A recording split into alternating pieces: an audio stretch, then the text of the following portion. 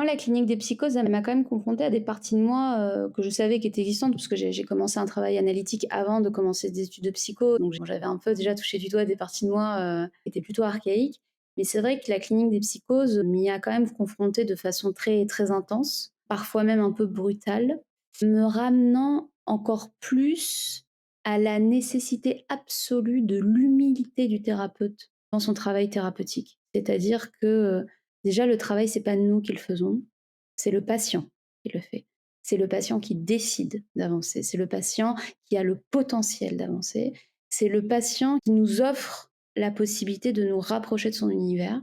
Et quand on y est, faut pas batailler avec. Au contraire, c'est une chance de pouvoir avoir accès à ces représentations, à ces modes de fonctionnement qui sont à la fois extrêmement touchantes, mais qui peuvent être aussi extrêmement déstructurantes, à commencer pour le thérapeute, hein. Ça peut être parfois très violent, très dur. Je me rappelle de suivis où je pleurais, quoi. Enfin, à la fin des séances, c'était très douloureux, quoi.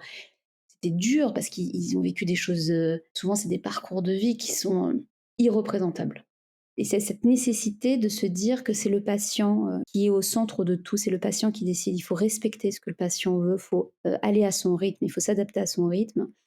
Et toujours remettre en question nos présupposés, nos théories, parce qu'on a très vite tendance à se barricader derrière des paradigmes, derrière des façons de penser, le sujet supposé savoir, alors que non, le sujet sachant, ça n'existe pas. Enfin, en tout cas, moi, dans ma conception, c'est l'autre et c'est la rencontre avec l'autre qui nous apprend, comment on va pouvoir travailler avec lui et faire un petit bout de chemin avec lui.